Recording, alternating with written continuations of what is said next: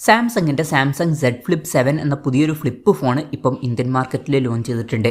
ഈ ഒരു smart phone 1,10,000 രൂപ പ്രൈസ് റേഞ്ചിലായിട്ടാണ് വരുന്നത്. ഈ ഒരു വീഡിയോയിൽ നമ്മൾ നോക്കാൻ പോകുന്നത് സാംസങ് Z Flip 6 എന്ന ഫ്ലിപ്പ് ഫോണിനെ പറ്റിയിട്ടാണ്.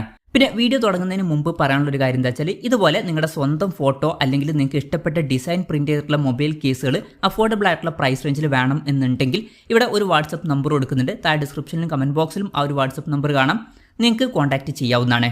അപ്പം നമ്മൾ ആദ്യം ഫീച്ചേഴ്സും കാര്യങ്ങളൊക്കെ നോക്കുകയാണെന്നുണ്ടെങ്കിൽ ഡിസ്പ്ലേയുടെ കാര്യത്തിൽ സാംസങ് Z Flip 7 ഉള്ളിൽ 6.9 ഇഞ്ചിൻ്റെ ഒരു ഫുൾ HD+ ഡിസ്പ്ലേ ആണ് വരുന്നത്. ഡൈനാമിക് AMOLED 2X ഡിസ്പ്ലേ ആണ് ഇതിൽ കൊടുത്തിരിക്കുന്നത്. പിന്നെ ഈ ഒരു ഡിസ്പ്ലേയിൽ പഞ്ചോൾ ഡിസൈൻ വരുന്നുണ്ട്. പഞ്ചോൾ വരുന്നത് ടോപ്പ് സെൻറ്റർ ഭാഗത്തായിട്ടാണ്. പിന്നെ 120 Hz റിഫ്രഷ് റേറ്റും കാര്യങ്ങളൊക്കെ ഇതിൽ സപ്പോർട്ട് ചെയ്യുന്നുണ്ട്. പീക്ക് ബ്രൈറ്റ്നസ് വരുന്നത് 2600 nits ആണ്. പിന്നെ എടുത്തു പറയേണ്ട ഒരു കാര്യം എന്താണെന്ന് വെച്ചാൽ, ഈ ഒരു ഡിസ്പ്ലേ നമുക്ക് ഫോൾഡ് ചെയ്യാൻ പറ്റുന്നതായിരിക്കും.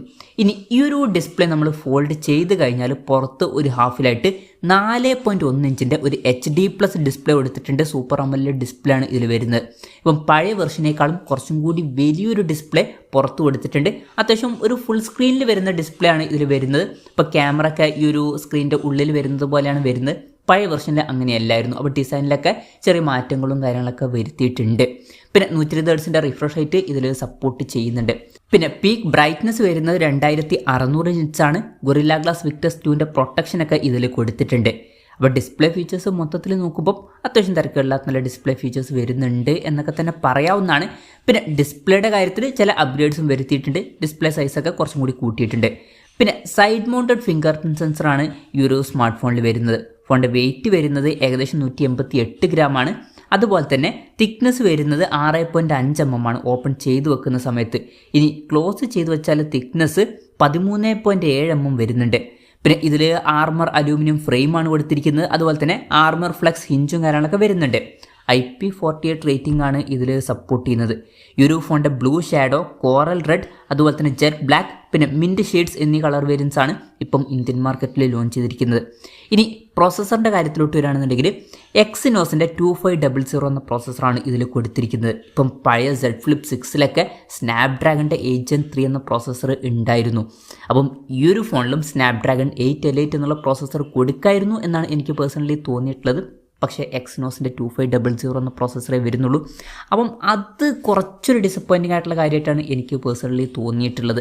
സ്നാപ്ഡ്രാഗണിൻ്റെ പ്രോസസ്സറായിരുന്നു ഈ ഒരു പ്രൈസ് റേഞ്ചിൽ ബെറ്റർ. എന്തായാലും എക്സിനോസിൻ്റെ പ്രോസസ്സറാണ് ഇതിൽ വരുന്നത്. ഇതെന്ന് പറയുന്നത് എക്സിനോസിൻ്റെ ഫ്ലാഗ്ഷിപ്പ് പ്രോസസ്സറാണ്. പിന്നെ 5G സപ്പോർട്ടും കാര്യങ്ങളൊക്കെ ഇതിൽ വരുന്നുണ്ട്. ഈ ഒരു ഫോണിൻ്റെ ബേസ് വേരിയൻറ്റിൽ 12 GB റാമും 256 GB ഇൻറ്റേർണലുമാണ് വരുന്നത്. 12 GB റാമും 512 GB ഇൻറ്റേർണലുമായിട്ട് വരുന്ന ഒരു വെർഷനും വരുന്നുണ്ട്. പിന്നെ NFC-യുടെ സപ്പോർട്ടും കാര്യങ്ങളൊക്കെ ഇതിൽ വരുന്നുണ്ട്. സ്റ്റീരിയോ സ്പീക്കേഴ്സ് ഈ ഫോണിൽ കൊടുത്തിട്ടുണ്ട്. ഡോൾബി അറ്റ്മോസിൻ്റെ സൗണ്ട് സപ്പോർട്ട് ചെയ്യുന്നുണ്ട്.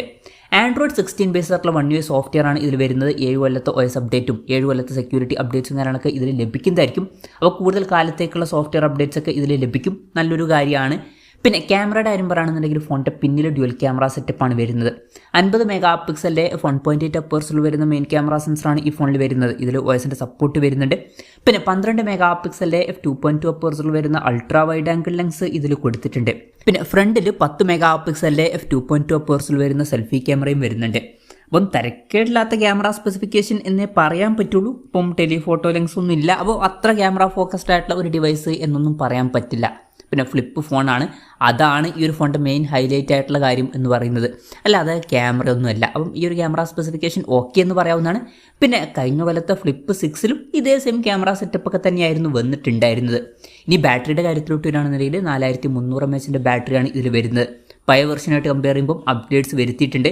4000 mAh ബാറ്ററി ഉള്ളത് 4300 mAh ബാറ്ററി ആക്കിയിട്ടുണ്ട്. നല്ലൊരു കാര്യമാണ്. 25 വാട്ടിൻ്റെ ഫാസ്റ്റ് ചാർജിങ് സപ്പോർട്ട് വരുന്നുണ്ട്. 15 വാട്ടിൻ്റെ വയർലെസ് ചാർജിങ് സപ്പോർട്ടും വരുന്നുണ്ട്. പിന്നെ Type-C ചാർജിങ് പോർട്ടും ഇതിൽ കൊടുത്തിട്ടുണ്ട്. അപ്പോൾ തിരക്കേടില്ലാത്തൊരു ബാറ്ററി സെറ്റപ്പ് ഇതിൽ വരുന്നുണ്ട് എന്ന് പറയാവുന്നതാണ്. അപ്പം ഇതൊക്കെയാണ് ഫീച്ചേഴ്സിനെ പറ്റി പറയാനുള്ള കാര്യങ്ങൾ. വിലയുടെ കാര്യം പറയുകയാണെന്നുണ്ടെങ്കിൽ 12 GB റാം 256 GB ഇൻറ്റേർണൽ വെർഷൻ്റെ വില വരുന്നത് 1,09,999 രൂപയാണ്. അതുപോലെ തന്നെ 12 GB റാം 512 GB ഇൻറ്റേർണൽ വെർഷൻ്റെ വില വരുന്നത് 1,21,999 രൂപയാണ്. ഇപ്പം ഈ ഒരു വില നോക്കുകയാണെന്നുണ്ടെങ്കിൽ കഴിഞ്ഞ കൊല്ലത്തെ അതേ പ്രൈസിങ് തന്നെയാണ്. പിന്നെ ജൂലൈ 25 മുതലാണ് ഈ ഒരു ഫോണിൻ്റെ സെയിലും കാര്യങ്ങളൊക്കെ സ്റ്റാർട്ട് ചെയ്യുന്നത്. എന്തായാലും ഓവറോൾ നോക്കുകയാണെന്നുണ്ടെങ്കിൽ ഈ ഒരു പ്രൈസ് റേഞ്ചിൽ അത്യാവശ്യം തിരക്കില്ലാത്ത നല്ല ഫീച്ചേഴ്സൊക്കെ വരുന്നുണ്ട് എന്ന് പറയാവുന്നതാണ്. ഈ ഒരു പ്രൈസ് റേഞ്ചിൽ സാംസങ്ങിൻ്റെ തന്നെ ഒരു ഫ്ലിപ്പ് ഫോൺ വേണമെന്നുണ്ടെങ്കിൽ കൺസിഡർ ചെയ്യാം എന്നേ ഉള്ളൂ. ഇപ്പോൾ വില കഴിഞ്ഞ കൊല്ലത്തെ അതേ പ്രൈസിങ്ങിലാണ് നിലനിർത്തിയിരിക്കുന്നത്. വില കുറച്ചും കൂടിയൊക്കെ കുറച്ചിരുന്നെങ്കിൽ കുറച്ചും കൂടി നന്നായിനെ. പ്രത്യേകിച്ച് അവർ സ്നാപ്ഡ്രാഗൺ 888 എന്നുള്ള ഫ്ലാഗ്ഷിപ്പ് പ്രോസസ്സർ എന്നല്ല കൊടുത്തിരിക്കുന്നത്, അവരുടെ തന്നെ സ്വന്തം പ്രോസസ്സറാണ് യൂസ് ചെയ്തിരിക്കുന്നത്. അതാണെങ്കിൽ ആ ഒരു സ്നാപ്ഡ്രാഗൺ 888 എന്ന പ്രോസസ്സറിൻ്റെ ആ ഒരു ലെവലിൽ വരുന്ന പ്രോസസ്സറും അല്ല. അപ്പം 1 ലക്ഷം രൂപ പ്രൈസ് റേഞ്ചിലൊക്കെ ആക്കിയിരുന്നെങ്കിൽ കുറച്ചും കൂടി നന്നായനെ എന്നാണ് എനിക്ക് പേഴ്സണലി തോന്നിയിട്ടുള്ളത്. അതാണ് ഈ ഒരു ഫോണിനെ പറ്റിയിട്ടുള്ള എൻ്റെ ഒരു പേഴ്സണൽ അഭിപ്രായം. ഈ ഒരു ഫോണിനെ പറ്റിയിട്ടുള്ള നിങ്ങളുടെ അഭിപ്രായം ജസ്റ്റ് ഒന്ന് കമൻറ്റ് ചെയ്യുക.